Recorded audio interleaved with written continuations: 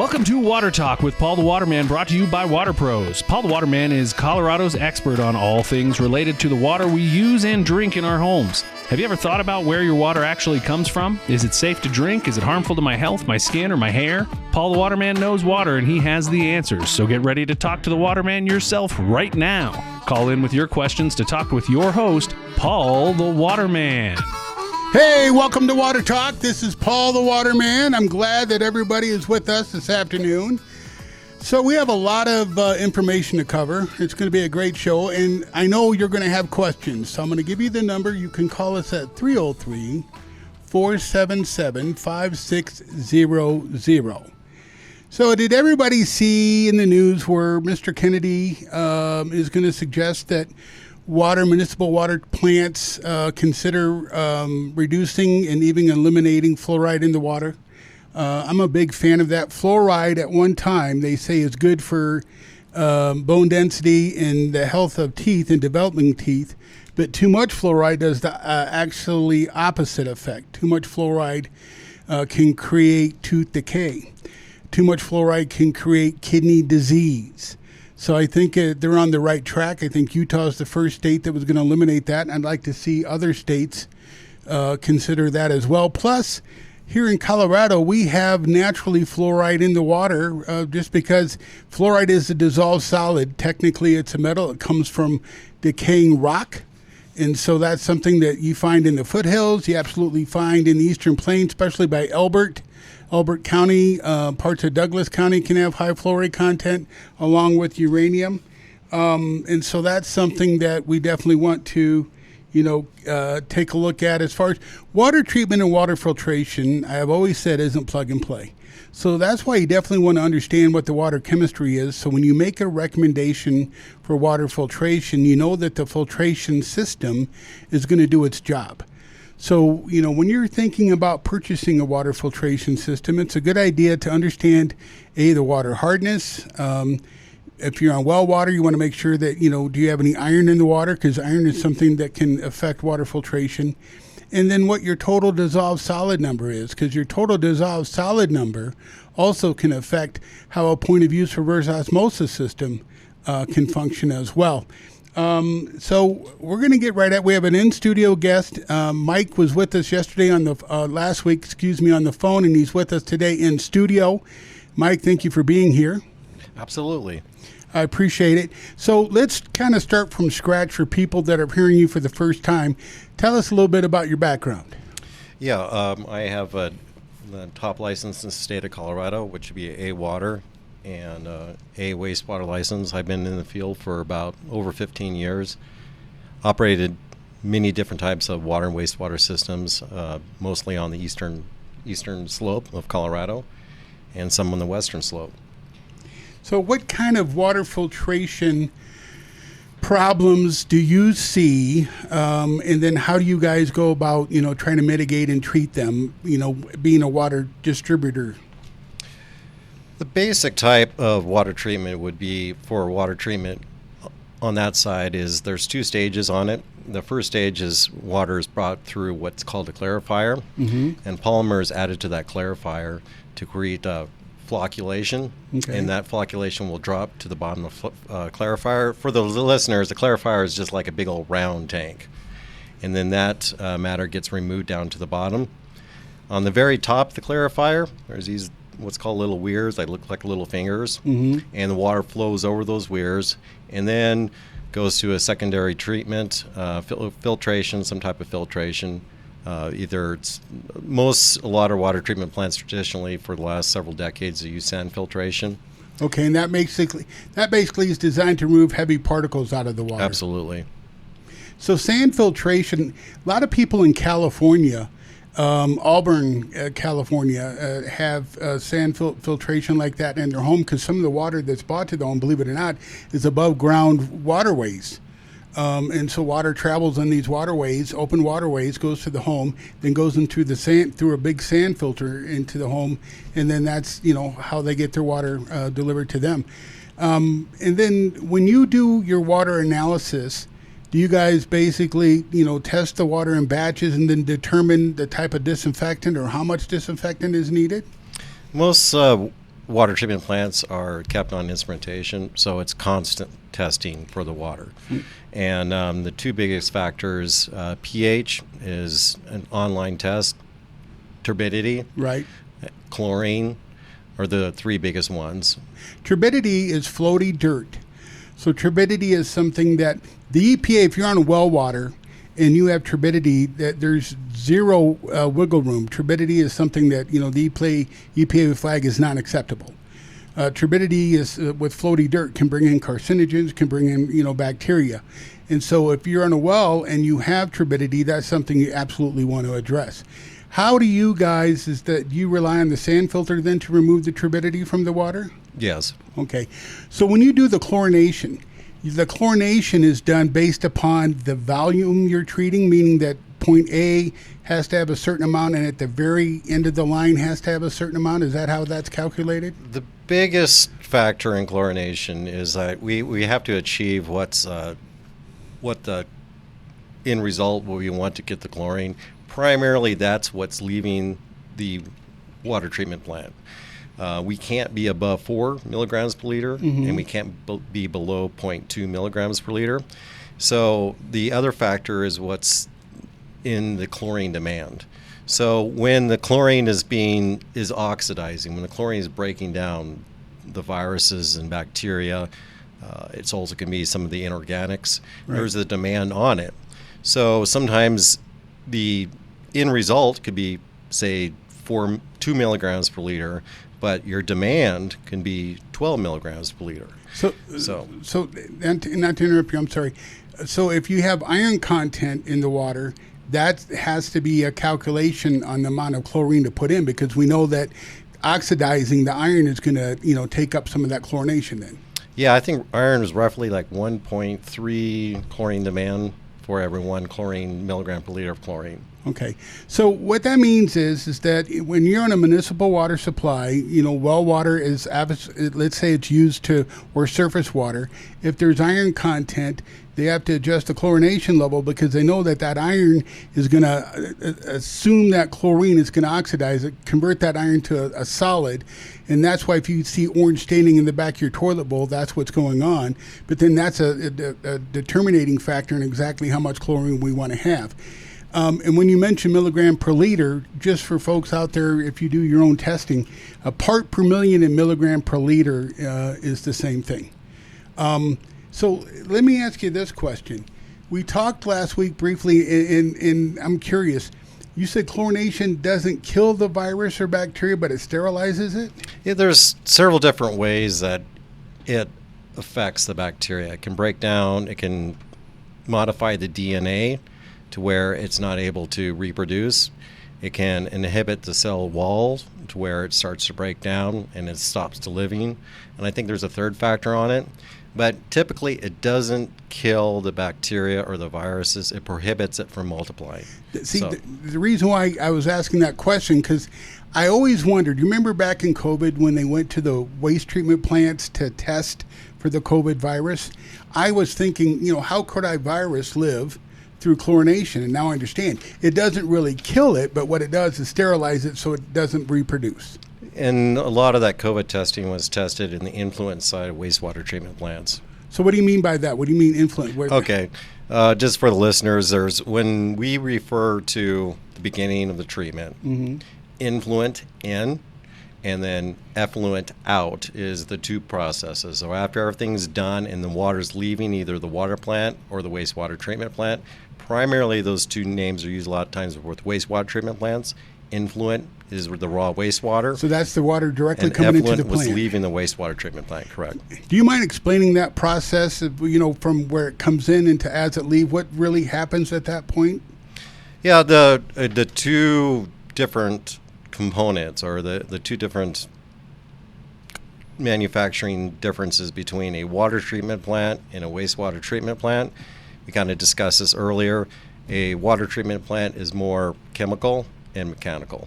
Okay. So you were adding chemicals into it where we talked about earlier with the clarifier. We're adding a polymer causing settling.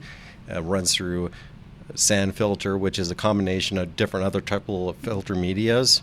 And then there's a chlorine added to the end. which will disinfect the bacteria and viruses. So, Yeah.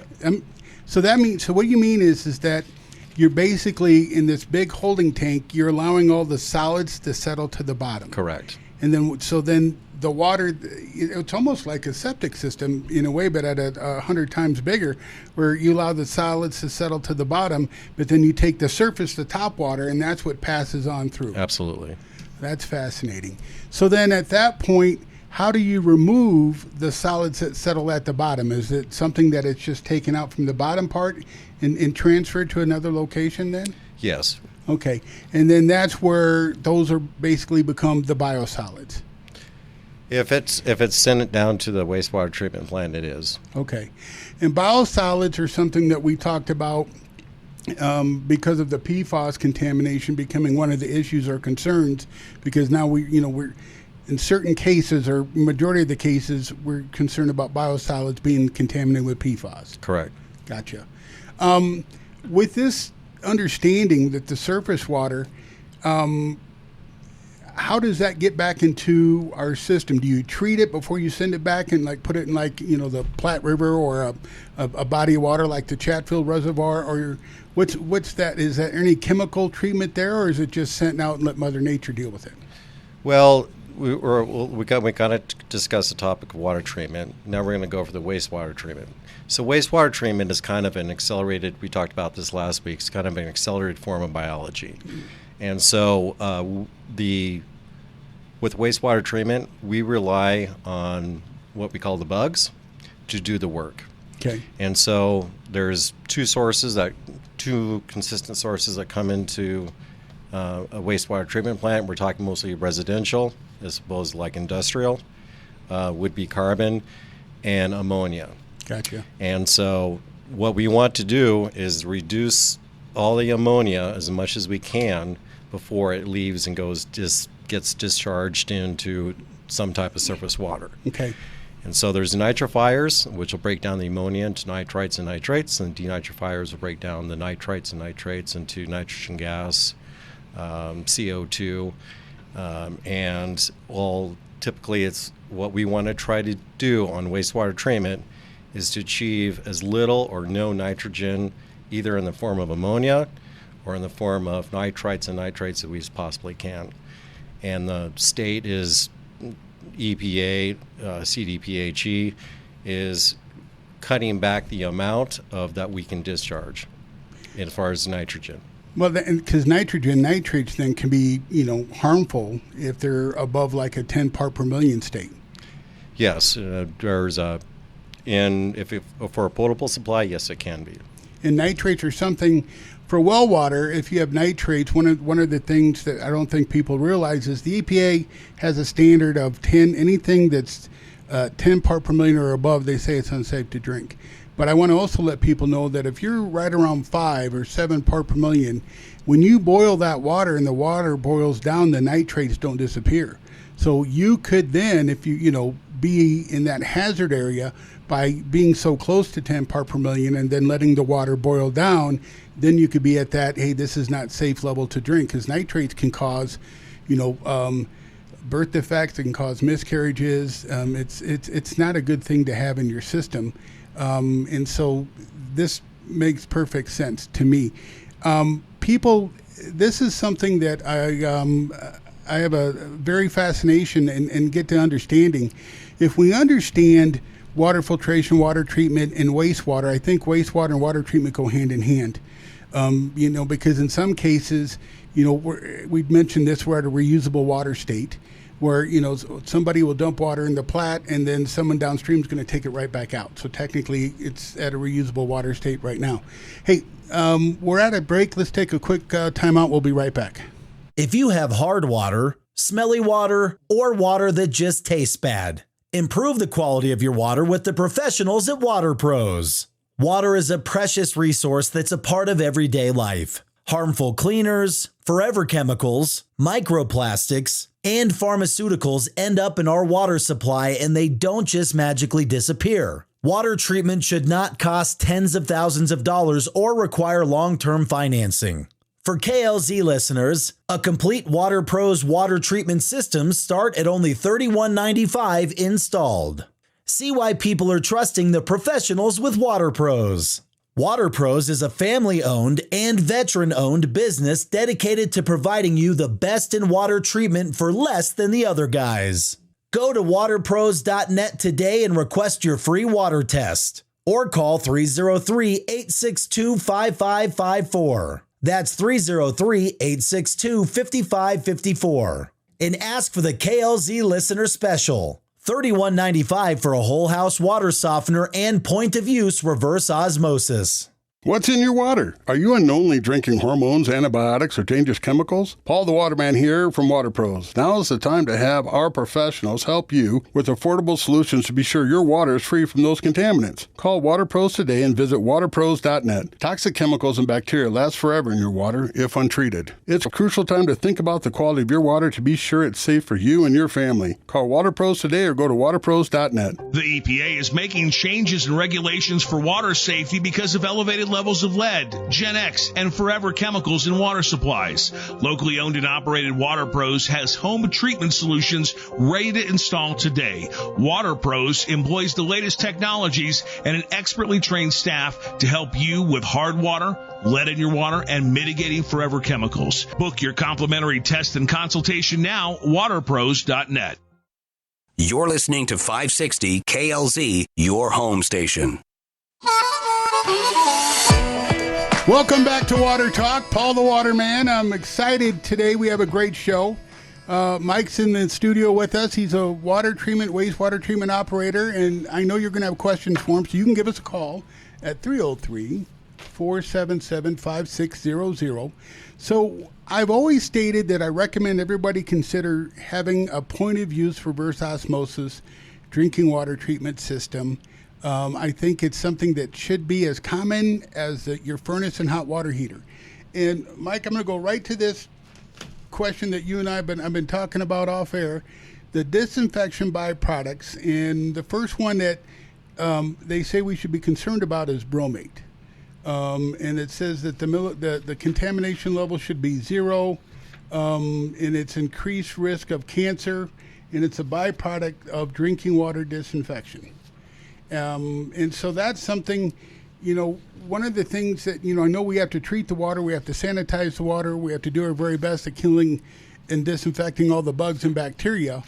But with these disinfectant byproducts, that's just something that is a part of the process. Yeah, going back in history, before probably about 1913, the waterborne diseases was a big thing in the United States. Right. And then when chlorine was introduced, it was about 1913. Philadelphia is a good example on it. Waterborne diseases went down by 99.9%. And so kind of the history of water treatment, people used to go to the river and grab a bucket of water and bring it to the house. And they're like, right. hey, why don't we get a pipe and connect it upstream to the municipality or upstream to the town and right. run it to our house. Right. I'm going to give you some little interesting trivia here. Do you know where the word Main Street comes from? No. Main Street came from is the name of the main of a tree, and the first types of pipes were the main part of the tree. So like there are still municipalities to this day that are pulling out those wooden pipes. And so the first street that had water running down it, made by the mains of the trees, was called Main Street. How many people out there in the listening audience knew that one? And so going back, they started trying to come up with a piping system on it and everything, and then that water, unfortunately, it was contaminated by a virus and bacteria, and people just got really, really sick on it. Right. And back then, probably they just knew at the time as the boiler water.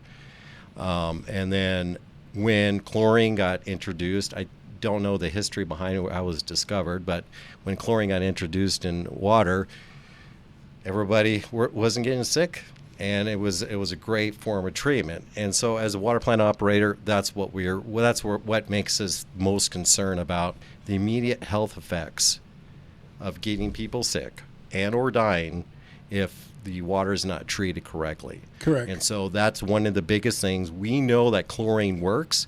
We know that chlorine disinfects bacteria and viruses. And what we know is that as long as we keep a certain residual of chlorine in the what's called a distribution system, those are the pipes that run to the houses. Right. And then we are achieving what's called a log removal.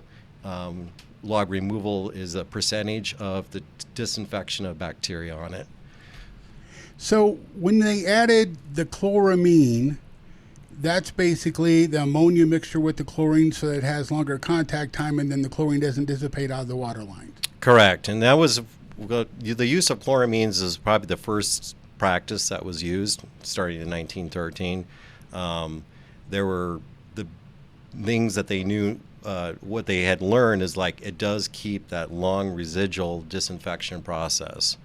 Chloramine process, it takes much longer than what just adding straight chlorine does, but it remains in the water distribution system at a much longer time. Doesn't dissipate. Yeah, it doesn't dissipate. So, with chloramine, one thing that we found, the city and county of Denver has been using a chloramine longer than the rest of the, metro area. I think back in 2015 is when everybody adopted that chloramine. And one of the things we found in the industry, I remember I went to a retirement community in the Springs, military retirement community, and we were doing free water analysis for them. And people kept their their sample overnight and brought it to us, first thing in the morning. And I was surprised to see the test of positive chlorine. And that's when I realized that, okay, this is the chloramine. And so chloramine doesn't dissipate. But also what we found, too, in testing is, and it's still, accurate today, chloramine can build up in the hot water heater. And so that's something that everybody needs to understand. And you do not want to be, in my opinion, taking a shower with, anything that's above 1 part per million of total chlorine content, because you're going to breathe that into the steam. You're going to get into your lungs. Chlorine instantaneously will kill cells. And so that's why when we do the water test, we test it, from the hot water side so people can see that.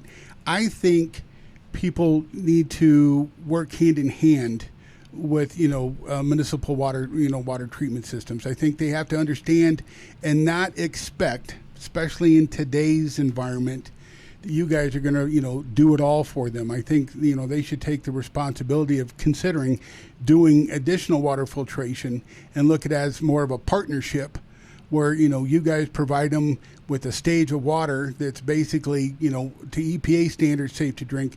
But because of all the other contaminants that we're facing today that we didn't think about 30 years ago, it's probably a good idea for them to consider their own stages of water filtration. Not every municipality has the same.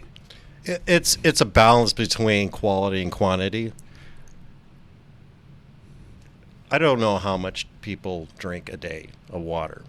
So I know on the wastewater side, the average house uses around about 130 gallons of water. It gets flushed down the toilet. Right. It goes down the sink, goes through the dishwasher, goes down through the washing machine.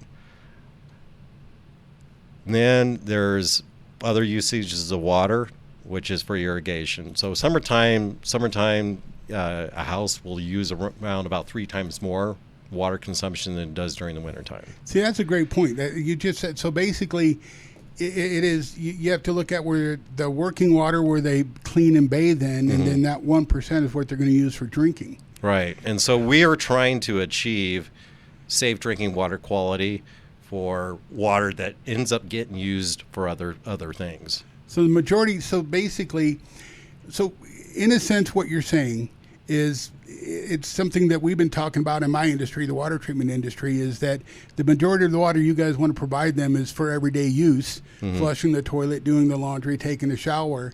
And then it's hard to say based on how much water people do drink. Some people, don't drink enough water at all. Some people drink more pop or more juice than they do water. So, this is a great, topic to think about. is what the working water that you have in your home for bathing and for cooking. And then, you're right. Some people in the summertime could use 5,000 gallons of water easily in a day based upon the irrigation system. Absolutely. So it's something that, for the drinking water side of it, that 1%, that's something you probably should think about, treating, with the reverse osmosis because of the other elements that we're finding in the water supply. The PFAS situation we talked about. With water filtration and water treatment, you mentioned something last week over the phone that's a really good point. If you have to remove the PFAS contamination, I think we have a standard that we have to meet by 2029. With this filtration, what are we going to do with the wastewater? Because we talked about reverse osmosis. And, there's some municipalities that use reverse osmosis. So on a side note, with reverse osmosis filtration on a commercial scale, what I feel happens is RO membranes are not designed to deal with hard water. And when you have a reverse osmosis, you're basically taking a pump and you're forcing water through those membranes. And if you have hardness in the water, the hardness will get captured by those membranes because it's nanofiltration. And eventually, hardness will oxidize. It'll convert, out of its solution into a solid. And then that's where these plastics, if they're in the water supply, they'll bounce off and break apart when they meet hard water. And then they get to such small particles that they can pass through the reverse osmosis membranes. But then we have the other contaminants where the RO is effective in removing the PFAS. Reverse osmosis, in the best case scenario, is 1 gallon of treated water to 1 gallon of wastewater. And if you have 30,000 gallons that you're trying to treat, or 300,000 gallons of water that you're trying to treat, you're going to have that much 300,000 gallons of wastewater. What do we do with it? Because that's going to have all the concentrated levels of contaminants. And so that's another thing that, we need to think about in the grand scale of things. What right now do you know? Like I know Aurora has one off of Quincy. They have a reverse osmosis plant. What do they do with that wastewater?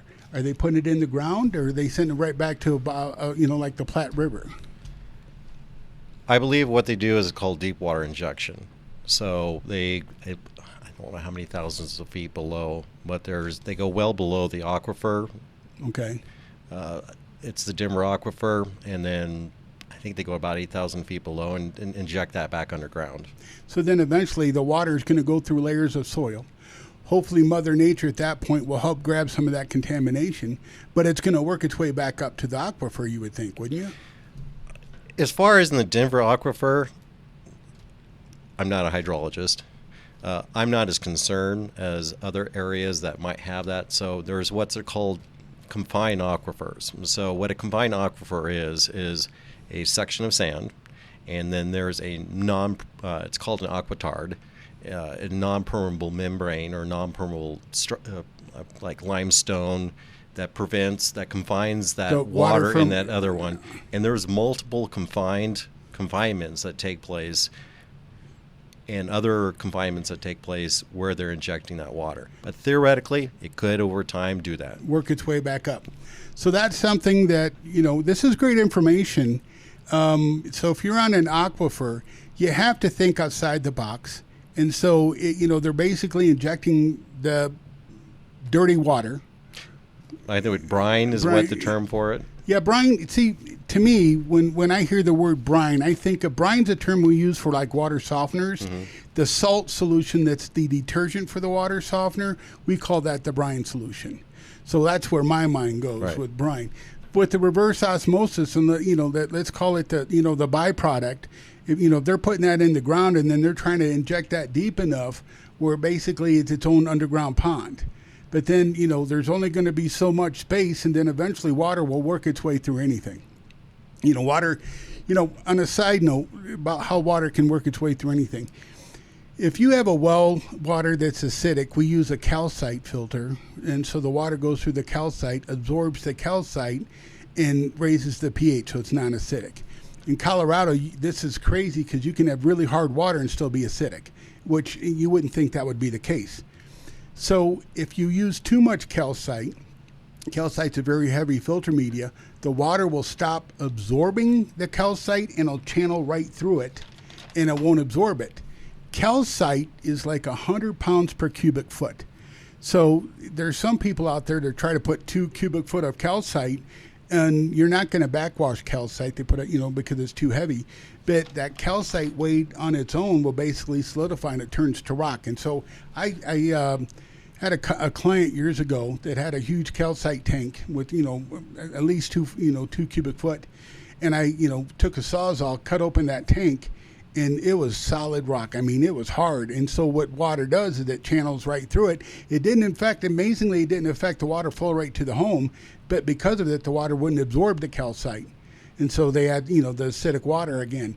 So that's why, I know water, in some ways it's kind of silly. Water has, ability to find its way through anything. It's almost like it's alive in a way, the way it reacts. It really is.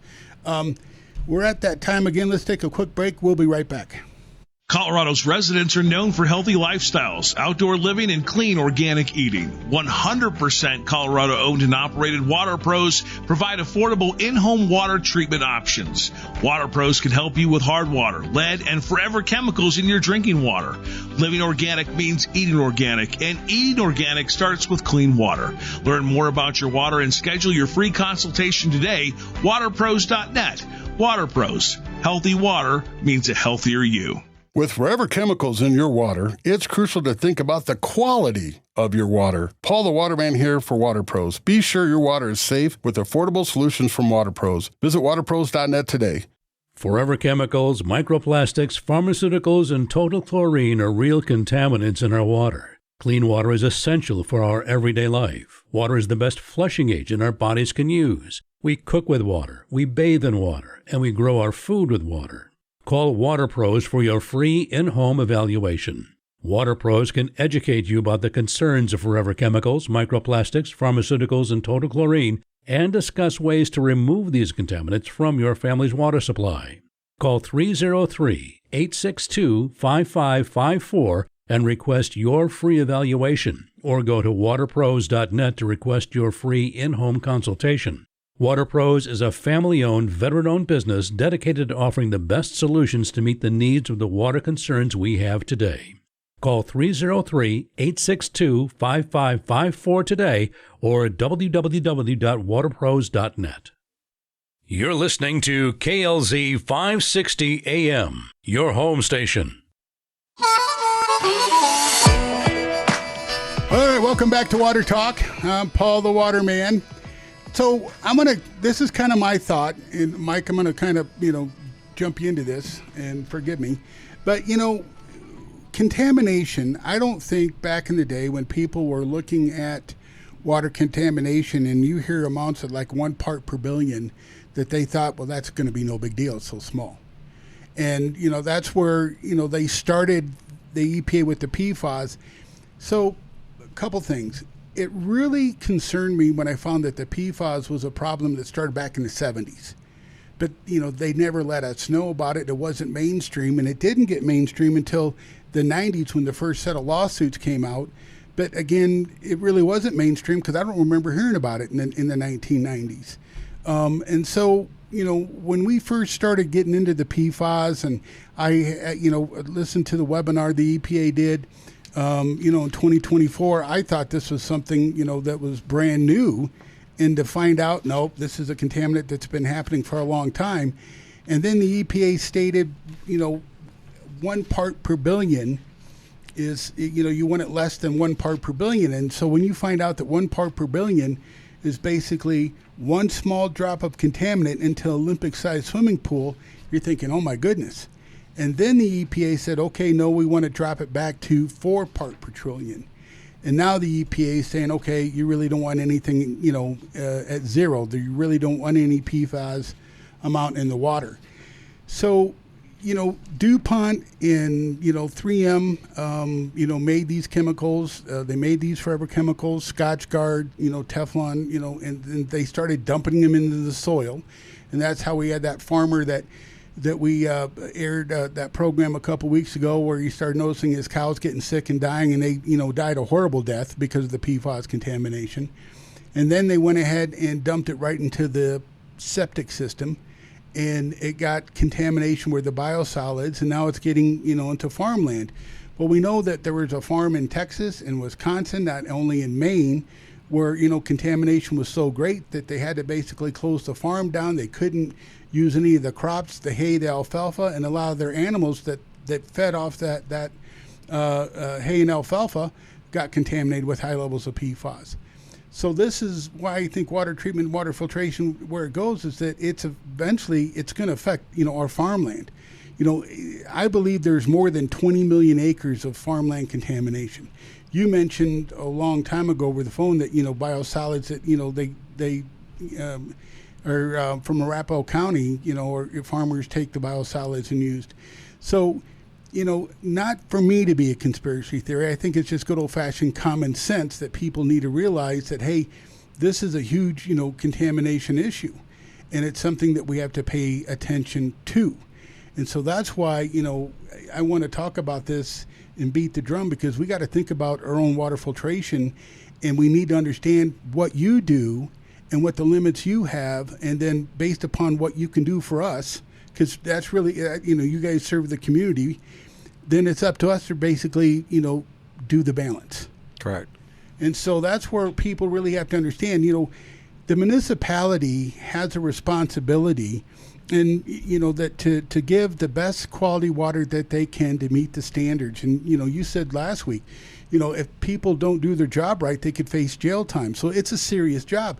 I think, we need to put a call out where, youngsters, if anybody's out there listening, we need new superheroes that, get involved in this industry.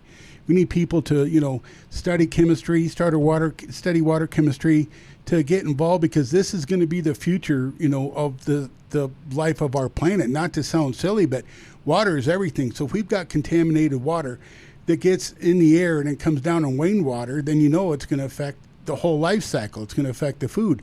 They call it bioaccumulate.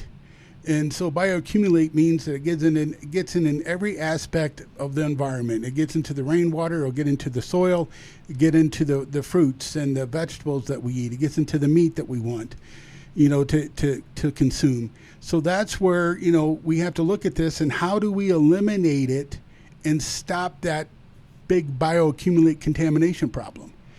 It's, as much as we like it or not, and I think some of the realizations, we've gone from parts per million to parts per billion. We're in a closed loop system. We've always been in a closed loop system. Because of population, which is much less than it is today, we didn't realize how much we affected our neighbors. And whether we like it or not, we're going to be going to 100% reuse, or a percentage of reuse. And so there's been some huge evolutions in the water and wastewater side in order to meet those increasing criterias that the CDPHE or EPA requires on water and wastewater side. But the huge impact, I think, is going to be now is how do we clean all the damage that's been done on our soil, in our air, in our water, back to how it used to be. Correct. And that just, speaking out, the people who get in this field in the water and wastewater industry hardly ever leave, and they love it. They take it to retirement. And what we were talking about earlier is like the age median right now is probably about 50 something, and which means there's a great opportunity for young people to get involved in this. And I would encourage that you to explore. There's classes out there that you can take. I believe Red Rocks, Emily Griffith, they both have classes you can take, and there's other resources as well. And if you guys want to call in the studio and talk about it, we can as well. So absolutely. If you guys have any questions out there, give us a call at 303-477-5600. We definitely need more superheroes in this industry. And what I mean by that are people that are dedicated. This is something that, has to be fixed. It has to be addressed. We can no longer have a blind eye. And, people don't engage enough because there's this perception. And it's not, it's a semi-false perception. Do our water treatment, facilities do their very best? Absolutely. But because of what's gone on, there's only so much, you guys can do. And because of, the disinfection processes that we use to clean the water, we have disinfection byproducts that can cause cancer. that's in the water supply. Another one is chloride. Chloride is a disinfectant byproduct that is because of drinking water disinfection, and it can create anemia in infants and young children and affect the nervous system. But these are byproducts. It's not anything that's done maliciously. It's just this is what happens when we have to clean the water. And the other thing is the other contamination, effects of water treatment. When you're at that 100% reusable cycle, that opens up another can of worms, in my opinion, and that's the pharmaceutical contamination. Pharmaceuticals are something that, they don't break down. When you take a pharmaceutical and then you expel it from your body, it basically becomes a metabolite, and it's there. And that's another thing. Reusable water, do you know of any, do they monitor certain drugs, and see what the contamination levels are, or have we not got to that process yet? I don't know yet. They're what the municipalities are trying to do is like they're trying to get a set of precursors.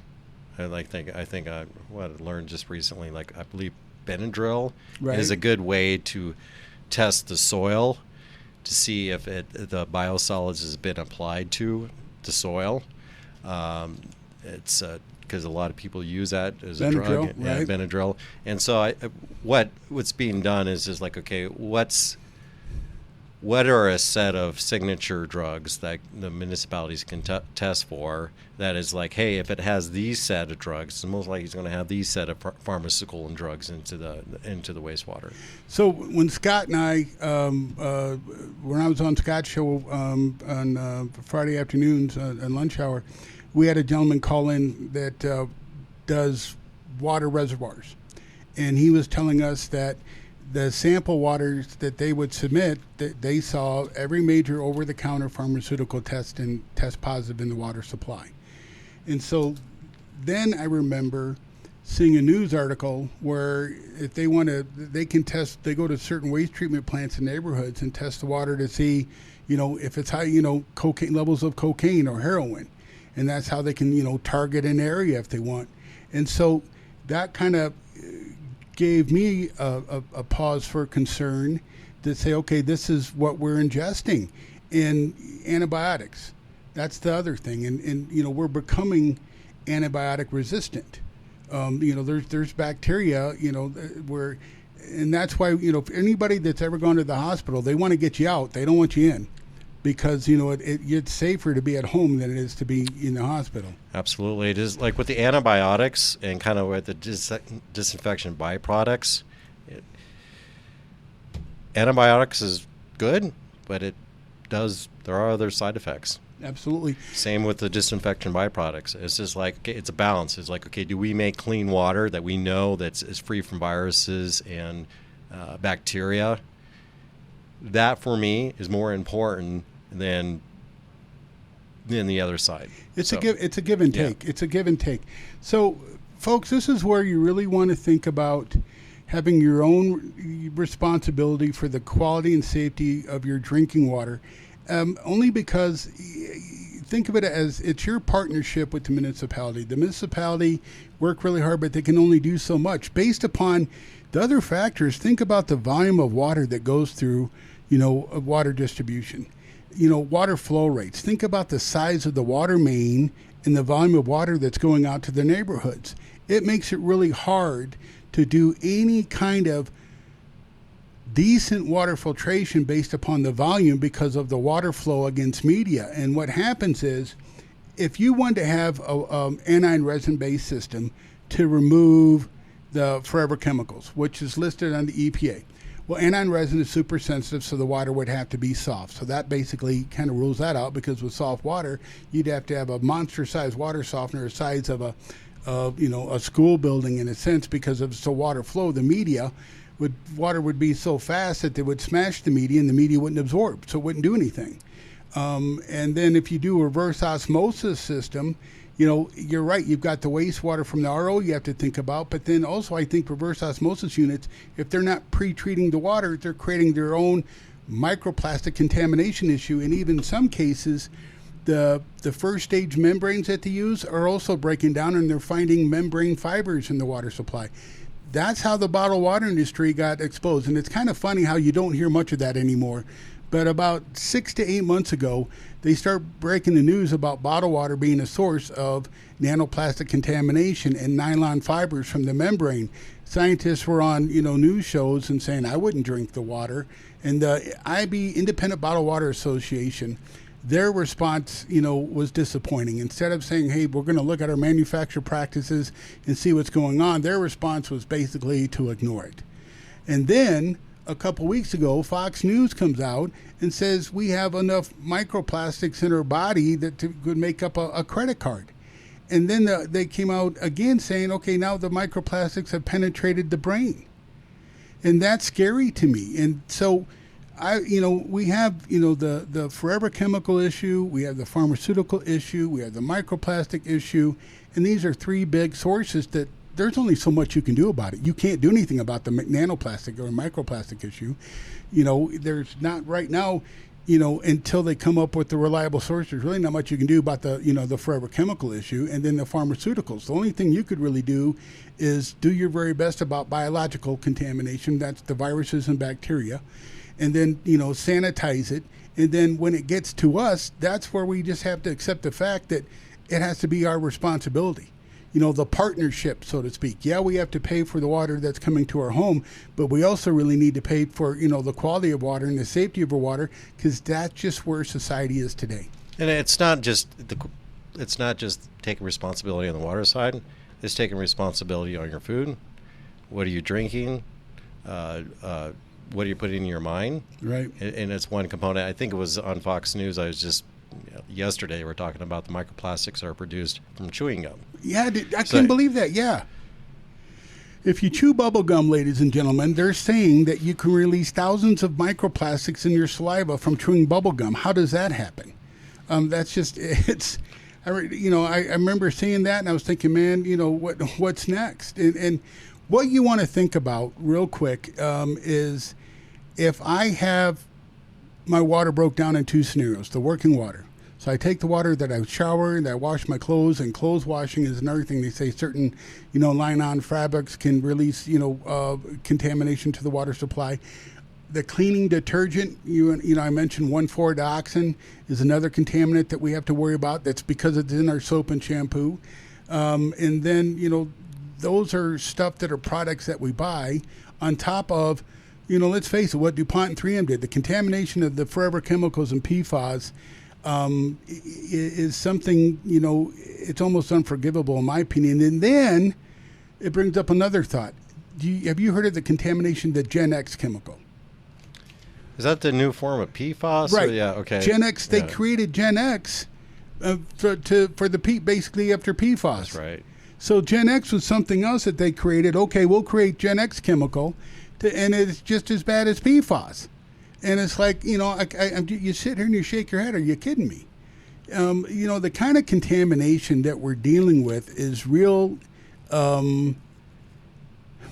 It's just a real issue. I don't know any other word. I mean, this is we're not here to fear factor. We're here to educate, and people have to understand how bad it is, and what they have to pay attention to. But they also have to understand, what my municipality can do for me. And, they're doing their very best that they can do. And based upon that, why we have to take the responsibility ourselves and understand it's just a fact of life. Everybody has to do their own point of use water treatment for drinking water. And in some cases, when we go into somebody's house and do a water test, we do a water test to make sure that the water hardness is within natural operating or normal operating parameters for reverse osmosis. If it's too hard, we recommend a water softener just because of what we talked about. Hard water and reverse osmosis is not designed for hard water. Matter of fact, reverse osmosis membranes aren't designed to deal with any iron content at all. It automatically will foul them out. So, when you're on well water, it's really important. And then with well water, it's the same premises, the septic system of what you guys are doing in a sense. It's just in a smaller form, right? That's what the septic system does. The solids set to the bottom. They rely on the bacteria or biological events to break down the solids, and then the other water passes on through, goes to the, out to the leach field, and then eventually it's absorbed to the soil, and it gets brought back, to groundwater. I also, what I learned today was fascinating is when they inject, the byproduct, and they inject it deep in ground below an aquifer and try to create a pocket of water where they're injecting it. And then, hopefully at that point, we know that water is going to find its way. It's going to travel. It's not just going to sit there.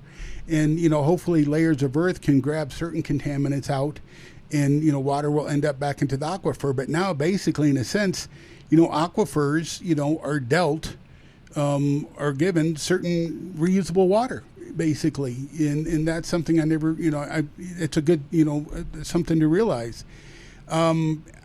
Here's a question. Where do you see, with reusable water, where do you see, the standards or testing? What do you think, what's your concern about the reusable water aspect? Is there any at all? You kind of hit the topic of it's called deep aquifer injection. And so it's recharging the aquifers. And so like below Denver, there are several aquifers that we were talking about earlier, those in those confined states. Mm-hmm. And so what a lot of municipalities do is they'll take that water, treat it, and then they'll inject it back underground to be used later. So once stuff gets introduced in the aquifer, how do you get it back out? When we discover, oh my goodness, say instead of 1 part per million, it's 1 part per billion. And so the municipalities are injecting stuff at 1 part per million. They're like, okay, well, it's fine. It's 1 part per million. It's fine. And then down the road, they find out, oh my goodness, actually it's a contaminant level, a maximum contaminant level, it would be 1 part per trillion. Right. It's exceeded. This is something, ladies and gentlemen, that we learned today. I've learned today right here on Water Talk, is that aquifers basically are recharged with byproducts from a water treatment plant. And so people on well water in your aquifer, now you have to consider you are not immune to water, to water issues. And so this is something that, thank you, it's very enlightening, because, sometimes common sense is a dying commodity, and sometimes the obvious is the most obscured. And so it's good to understand the process of what happens, because we have to, so then we can make educated guesses, or educated decisions, excuse me.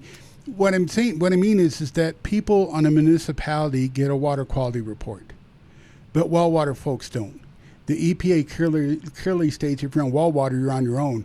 And everybody has this false assertion that, hey, my well water is safe, but don't realize, how's it recharged? How's it refilled? And there's your answer. It's basically, wastewater, byproduct from water filtration that's sent underground that basically works it back up. That's just part of, I guess, the natural water usage cycle. But people need to realize that and then take that in consideration. I think, the initial education on it, we're talking about, I've had more than one person ask me about their well water. Colorado Analytical, which I've worked for years, has what's called a domestic water test.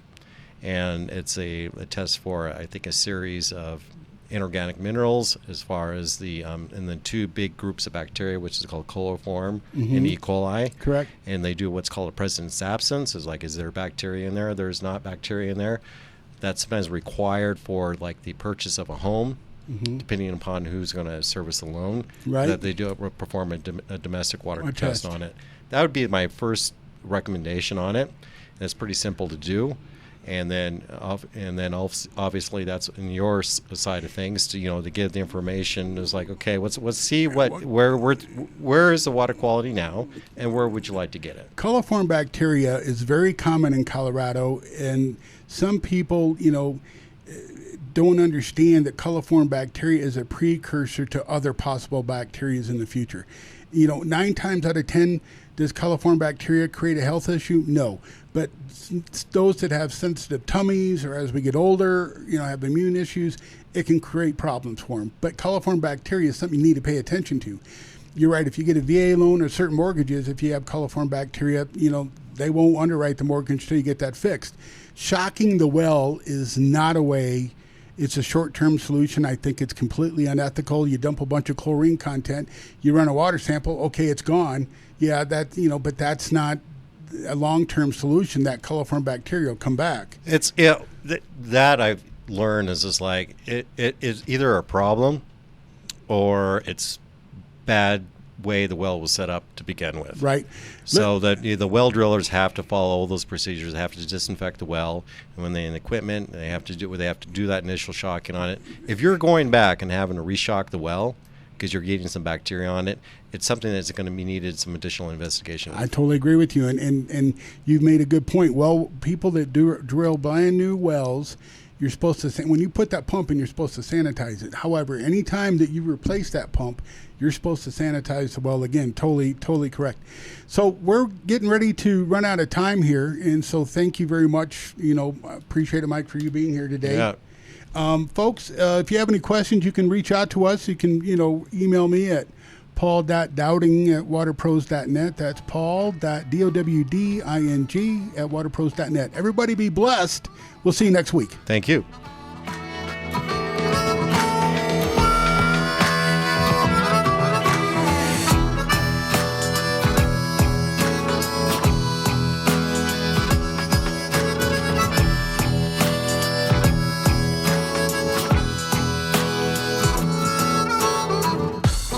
Remember to reach out to Paul the Waterman with your questions and water filtration needs, and be sure to tune in to Water Talk Thursdays at 2 p.m. to talk with Paul. And for more information, find him on the programming page at klzradio.com.